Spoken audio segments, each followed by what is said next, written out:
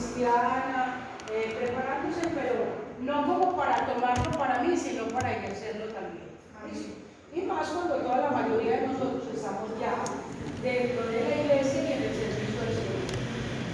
Y dice aquí también otra partecita que la tienen ustedes en el módulo, debe de haber, o sea, si es necesario eso, debe hacerse con alegría, con humildad, con corazón perfecto.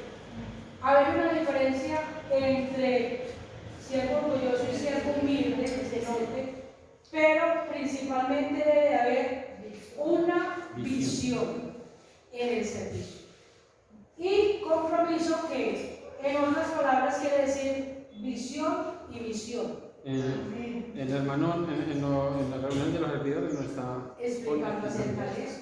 Entonces ya nosotros tenemos mucha parte, pero vamos a mirar esta parte de la visión en el servicio al Señor. Es la que lleva a una persona a plantearse retos y superar obstáculos. Es importante esa parte, que en el servicio al Señor, en esa forma de servir, usted siempre tenga una visión. Porque no podemos ir como una rueda suelta por ahí. Aquí estoy, ¿qué voy a hacer? No, yo tengo que tener en mi vida una visión. Y dice acá un compromiso, quiere decir también la misión, que igual que la vocación en ministerio tienen que ir muy de la mano.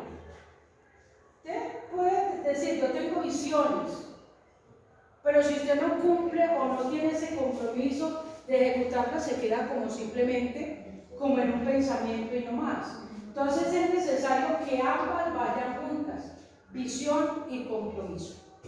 Aquí vamos a mirar un ejemplo, ahí está en el módulo, Josué y Caleb con una actitud diferente en visión. Su visión es poderosa, su valor es fuerte. Hombres de fe, de visión, siervos de inspiración, inspiraron confianza, seguros de poder conquistar esta gran tierra, dijeron, más podremos nosotros que ellos. Esto lo leemos en Números 13:30. Los comeremos como a pan. Su amparo se ha apartado de ellos y con nosotros está Jehová. No los temáis. ¿Ya? Ellos vieron perfectamente las cosas. Y debe de hacerse con compromiso. Y vamos a mirar esa parte que a mí personalmente me gusta mucho, lo de Nehemías. Nehemías visionó una ciudad totalmente destruida. Digo yo, podemos volverla a reedificar. Y no se quedó simplemente en la visión, sino que él ejecutó y adquirió compromiso. Y si usted lee Nehemías capítulo 4, él no dijo, yo la voy a reedificar y yo veré a ver cómo la hago, cómo la construyo. No. Él citó a todas las familias. Nehemías capítulo 4, vamos a mirar esa partecita para que miremos la importancia de la visión y del compromiso.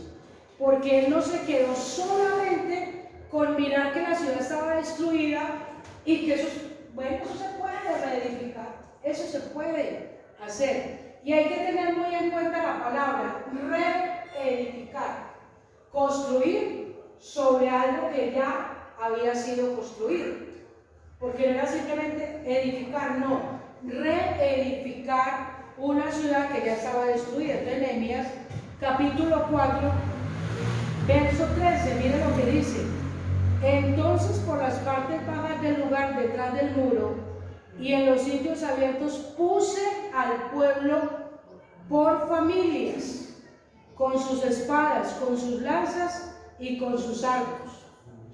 Después miré y me levanté y dije a los nobles y a los oficiales y al resto del pueblo: no temáis delante de ellos, acordaos del Señor grande y temible, y pelead por vuestros hermanos, por vuestras hijas y por vuestros hijos, y por vuestras mujeres y por vuestras casas.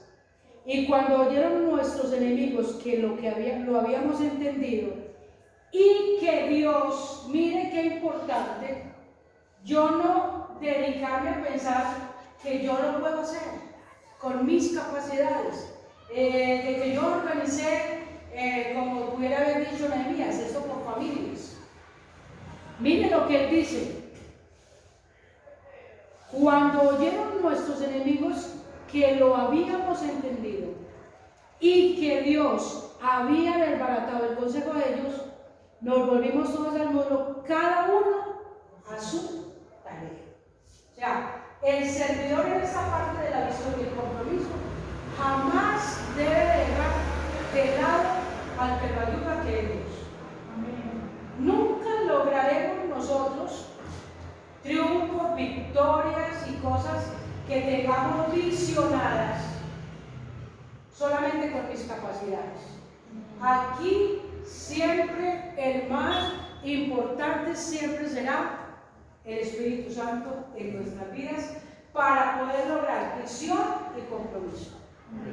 Ahí más adelante Nehemías dice que él no estaba solo, que Dios peleaba con él. En cuanto al servicio, nosotros también tenemos que ir seguros de que Dios peleará con nosotros, pero siempre debe de tener usted una visión y un compromiso para que las cosas se le puedan desarrollar tal como. Vamos, hermanos, a la lección número 3. Ya hicimos una actividad de la lección número 2, entonces no hay necesidad de que ya les tengo la notita ahí. Muy bien todos ustedes, mejor dicho, tremendos teólogos. Lección número 3. Mire esto. Lección número 3. Para llegar a ser un buen servidor, ¿qué hay que hacer? ¿Qué hay que tener en cuenta? Para llegar a ser un verdadero servidor. A mí esa frase en el módulo me parece importante, que hay que ponerle cuidado, porque dice hacer un verdadero. No sé qué pensarán ustedes al leerlo, pero cuando aquí me expresa esto, a mí me da a entender que hay falsos verdaderos también. ¿Cierto que sí? Cuando aquí esta frase me dice llegar a ser un verdadero servidor, quiere decir que hay falsos servidores. Entonces, para llegar a ser un buen servidor, un verdadero servidor, aquí tenemos un mapa. Y dice aquí, primero debe ser ¿qué? Lo que vimos ahorita, un discípulo. Y sería muy bueno volver a poner el video, porque entre más lo veamos, más claro nos va a quedar esta parte de discípulo. Amén. Porque seguro que, yo no sé si ustedes ya lo habían visto antes, yo sí, porque yo he dado esta materia varias veces. Y no solamente esta materia, sino enseñanzas en la iglesia con ese video. Pero si usted no lo había visto antes y lo volvemos y lo miramos, de cada mirada que usted vea de ese video va a encontrar cosas claras. Se va a encontrar cositas importantes. Entonces vamos a mirar a ver si la hermana Marta es capaz aquí de hacer esto. Dejémosla debe de cumplir la misión. El negro del cuadro. ¿Vio? No cumplí con Creo que está apagadito para no poder confundir. De carbón. Listo, muy bien. Pero bueno, vamos a hacer entonces de nuevo. Bien. Creo que sí. Vamos a mirarlo porque, hermanos, primero que todo debe de ser discípulo. Entonces, volvamos a mirar. Porque cuantas veces lo miremos, vamos a entender. El discípulo entiende qué es la iglesia. El creyente busca que le digan. El discípulo busca siempre animar. El creyente reclama que le visiten. El discípulo visita. El creyente piensa en recibir. El discípulo piensa en dar y servir. El creyente murmura y reclama. El discípulo obedece y actúa. El creyente lee la palabra. El discípulo enseña la palabra. El creyente espera que le oren. El discípulo ora por los demás. El creyente espera que le asignen tareas. El discípulo está listo para asumir responsabilidades. El creyente solo busca sobrevivir. El discípulo está listo para servir. El creyente se entrega en mano. El discípulo entrega su vida entera. Para el creyente, Jesús es Salvador. Para el discípulo, Jesús es Señor. El creyente suma. El discípulo multiplica. Los creyentes son revolucionados por el mundo. Los discípulos revolucionan el mundo. El creyente tiene como meta llegar al cielo. El discípulo tiene como meta ganar almas para el cielo. El creyente espera un avivamiento. El discípulo es parte del avivamiento. El creyente sueña. El discípulo actúa. Todo discípulo es creyente. Pero no todo creyente es discípulo.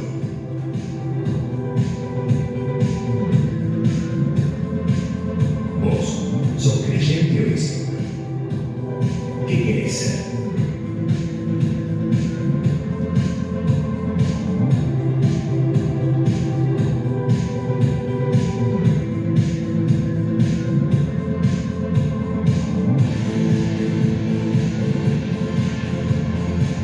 Por tanto, id y hacer discípulos a todas las naciones, bautizándolos en el nombre del Padre, y del Hijo, y del Espíritu Santo, enseñándoles que guarden todas las cosas que os he mandado.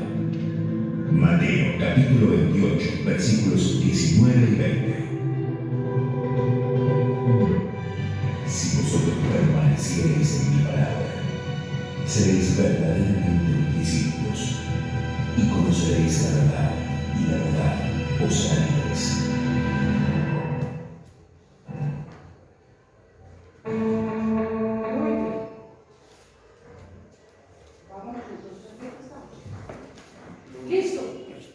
Ahí podemos ver muchas características. ¿Listo?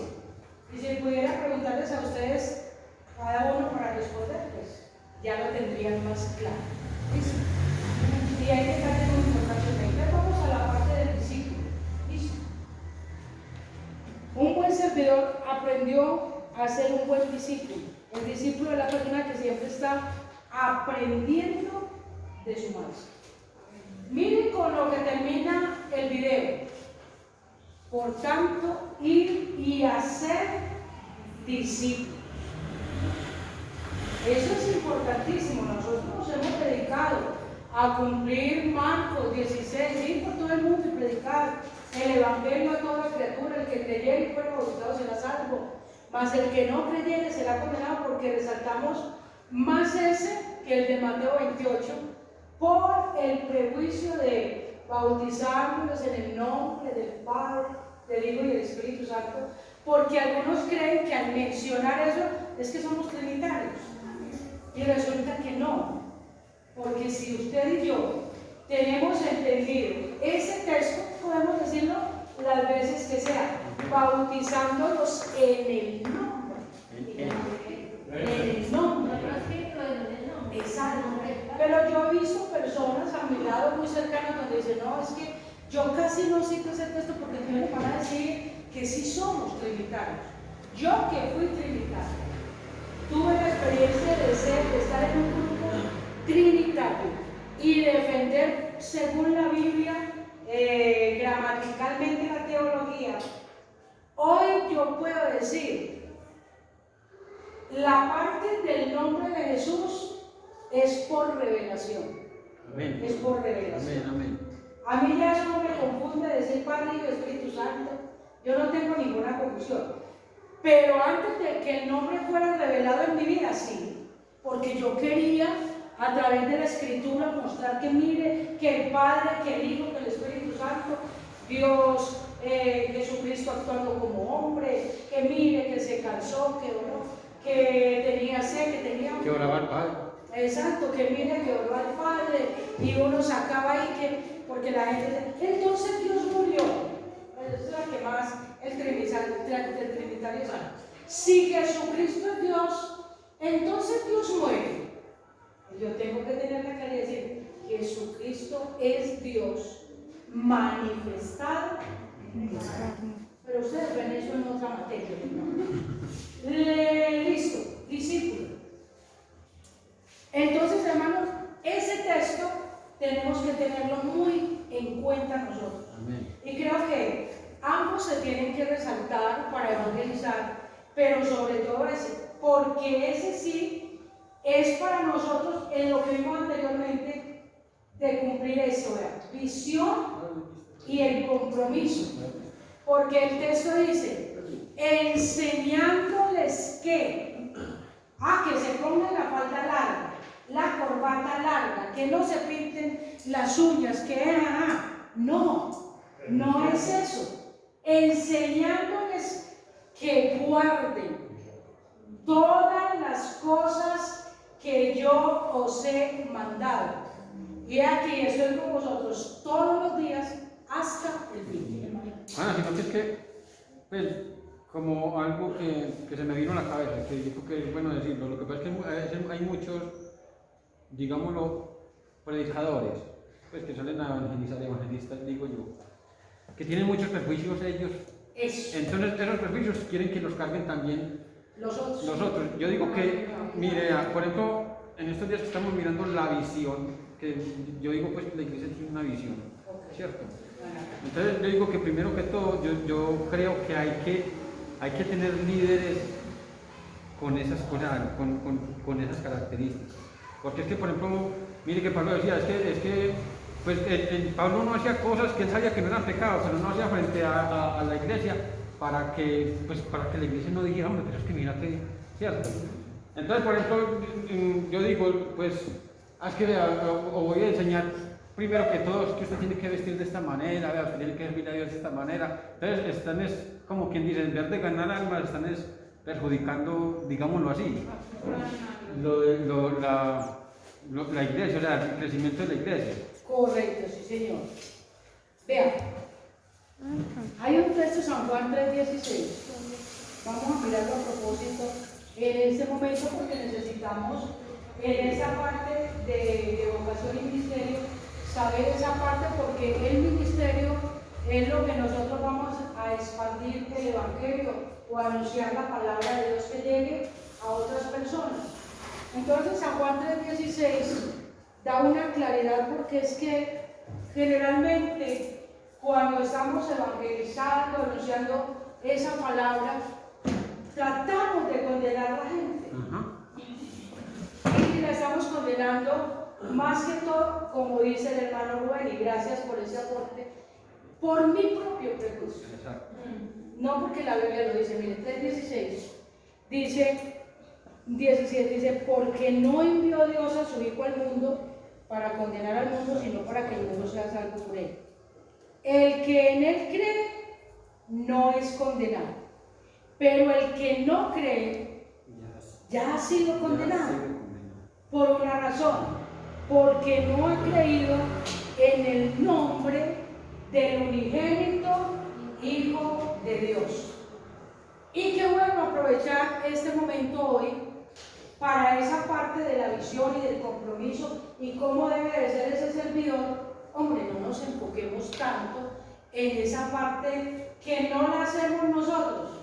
Ese trabajo lo hace el Espíritu Santo. El Espíritu Santo es el que se encarga de cambiar a una persona, pero cuando la persona cree. Nosotros lo que tenemos que hacer en esa visión y en el servicio y en el compromiso es llevar a la persona a que crea, a creer. Porque si no cree, ¿qué pasa? Ya ha sido condenado.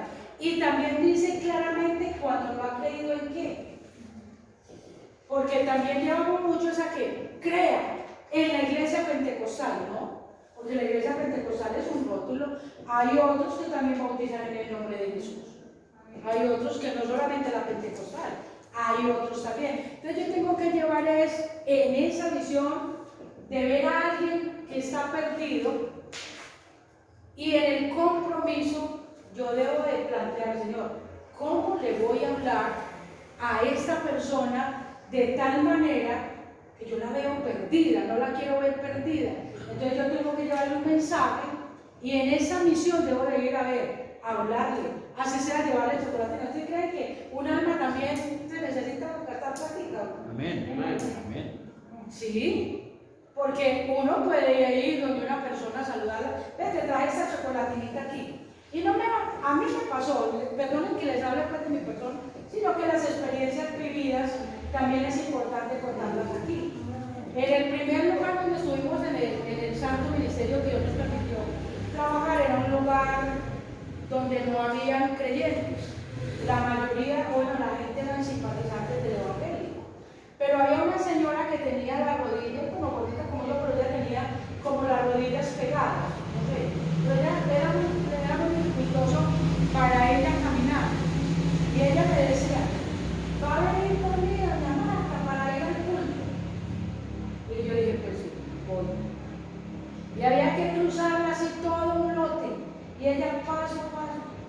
Entonces, a mí la gente me decía, ¿usted cree que esa señora se va a volver? Pero yo tenía una visión de que esa señora, ella me llamaba que vaya, entonces yo iba y le llevaba. Tenía economía muy bajita, le llevaba panela, cualquier cosita, y ella iba y venía. Y yo la llevaba y a mí la gente se burlaba de mí.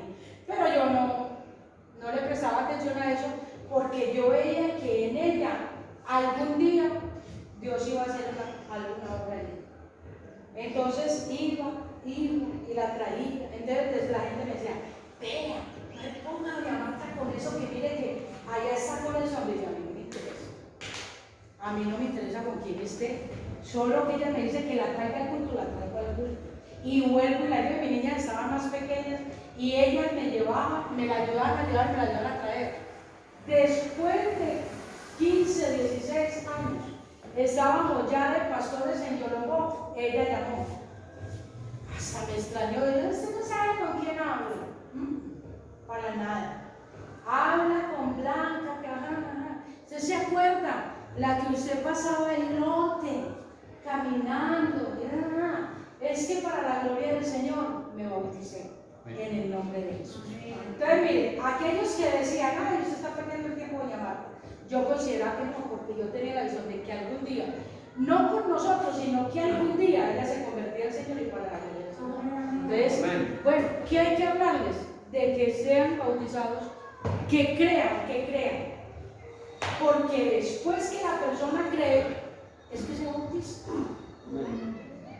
Que no vaya a pasar como jóvenes por ahí, que le toca a uno tener esa experiencia diciendo, yo no sé ni por qué me bauticé.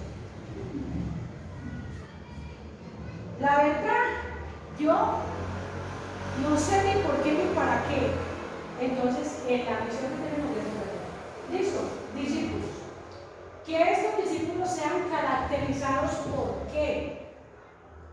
Que después de ese trabajo que nosotros hagamos, hermanos, vean, que ese discípulo sea buscador de Dios, que busque a Dios. No los beneficios en una iglesia, porque a veces parece que nuestra organización es un centro de beneficencia. Porque uno dice, vaya, que allá, si usted se convierte, le pagan los servicios. Allá la obra social trabaja por usted y le da para los servicios, para el medio. Entonces la gente no llega, como Dios dice, de discípulo y que se caracterice por buscar a Dios. En este trabajo de misión, de vocación y ministerio, nosotros tenemos que luchar por que la persona busque a Dios, que dependa de Dios, 100%. Y todos lo sabemos. Y si aquí pudiéramos contar testimonios, sabemos que Dios eso lo ha hecho con todos nosotros.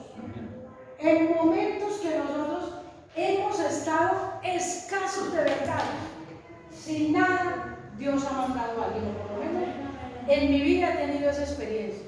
Ha aparecido. Porque yo era muy incrédula. Yo estaba en el camino del Señor, pero como Tomás, la verdad. La verdad, porque cuando los predicadores llegaban a las congregaciones y decían, es que yo tuve esta experiencia, no teníamos nada en la casa y de pronto me voy para la casa y algo, cuando un culto en la entrada, y entonces decía, como Tomás, eso es por ponerle ahí cositas bonitas a la predicación, por ponerle cositas bonitas a la predicación, que un culto de comida y que bueno. Y yo me iba así, hasta que yo viví esa propia experiencia. Porque Dios es así, Dios nos pone a que miren que es que sí es verdad. Entonces, estando allá también en ese lugar, hubo muchos momentos de total escasez, de no haber nada, y Dios envió. Hermana, es que, pues por ejemplo, lo que usted está diciendo de contar experiencias, pues es que de eso se trata, en eso está basado este evangelio. Claro. En las experiencias de los primeros, los que andaron con Cristo, ahí está escrito este evangelio y nosotros tenemos que seguimos con la misma secuencia. Correcto. Entonces, mire, llevar a la persona en el servicio a la dependencia de Dios, no del hombre, sino de Dios. Y inspirador, gloria al Señor Jesús, vea, inspirador. Esas son las personas que Dios necesita. Experiencias que han tenido con Dios, fueron llamados por Él. Cuando aceptan la incapacidad para servir, que no son sus propios recursos. Si una persona se jacta, hermanos, ya esa parte del servicio es lo que ustedes representaron ahorita. Es orgullo, vanagloria, muchas cosas. Pero la persona debe de aceptar que depende totalmente de Dios. Y volvemos a este discípulo. También tenemos que llevarlo a que entienda el valor del servicio. Lo vimos en el video. Qué importante cuando yo ya soy discípulo, que eso es importante. Porque hay personas que quieren estar en el grupo normal, en los creyentes, en asistentes a la iglesia, pero no quieren absolutamente nada. Pero un verdadero servidor siempre va a llegar a eso, a entender lo importante que es el servicio. Lo importante. Entonces, de ahí entonces, ¿qué pasa? Ya te conviertes en un diácono, en un pastor, en un líder o en un ministro. Vamos a esa partecita. Diácono. A ver, somos de la iglesia, yo creo que ustedes, ¿quién es un diácono? A ver, ¿qué es diácono? Pues, ¿qué piensas tú que es un diácono?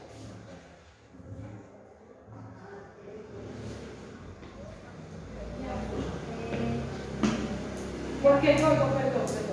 Yo oigo que la iglesia dice, eres un diácono. David es diácono y Nuria es diácono. Oye, hermana Marta, pero por allá por la zona dorada hay una prima mía que me dice que todos los servidores Son diáconos. Todos los servidores. A ver, ¿qué opina usted, Paula? Que está calladita hoy, mía, a ver si. No haya la pizza, Pablo, la voy a ver. Paula, ¿qué tenés? ¿Puedes contarnos? A ver. A ver, profe, ¿usted qué nos opina? Porque usted es la que oye por ahí. Esos son los diáconos, ¿cierto que sí, profe? Bueno, y entonces cuando escucho, observo y analizo que es el que es un siervo, y es el que colabora al pastor en todo el proceso de Exacto. A ver, Diana, contanos, que usted ya tiene la experiencia. Oiga, ¿no está muerto? Sí. Claro, No hagan alegación. Ah, la camioneta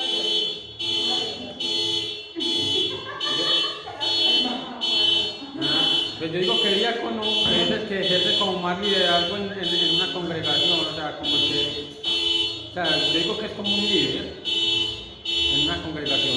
Listo. A ver, para que Juliana pueda ganar nota, no solamente la grabación. Es que usted es la que está en la clase. Si usted dice, ya le ayudé. Ella ya habló con el pastor. Ella ya habló. No debe entender el contexto del cual se trata la palabra diácono. Es que los apóstoles, ellos estaban dedicados a la predicación de la palabra, pero tenían que hacer otros oficios, más de eso digo, bueno, estamos estudiando la predicación de la palabra, busquemos quién nos ayude con la palabra, servir la mesa. Ellos lo que buscaron fue servidores.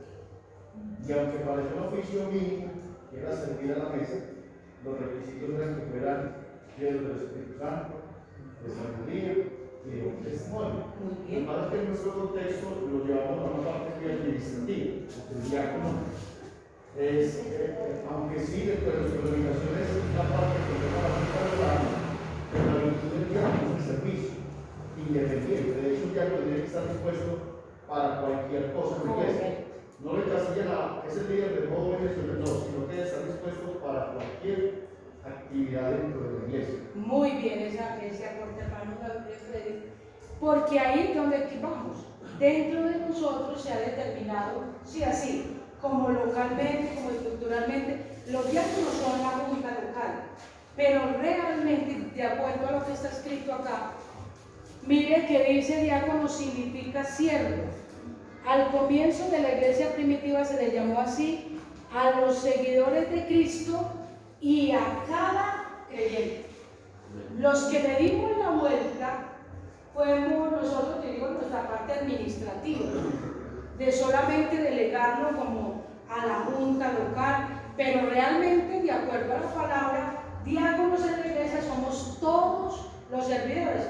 Ahora, ahorita, desde los que están aquí en bioseguridad, el que va, el que capea, todos hacemos parte del diácono. Muy recién llegados acá, el pastor en la iglesia dio una enseñanza de hacer los. Listo, seguimos. Líder es la persona que tiene la capacidad de atraer a otros, posee autoridad moral y un gran deseo de servir. Esto es esta parte para llegar a ser ¿qué? Un verdadero servidor. Todos en la iglesia no podemos ser líderes. Todos no tenemos la capacidad de liderazgo. Que es que eso es lo que hay que tener en cuenta. Diáconos podemos ser todos. Administrativamente la iglesia pentecostal se ha determinado, la junta y bueno, pero a nivel de la Biblia no quiere decir eso. Pero en cuanto al liderazgo, sí hay que tener en cuenta, mis hermanos, quién es líder. Porque todos no somos líderes. Porque la persona líder es la capacidad de atraer a otros. Perdón, tiene como esa vocación. Sí, la vocación y aún el ministerio. Porque el líder desarrolla esa vocación que tiene. Sí, hay como líderes de líderes, ¿no? También hay líderes de líderes.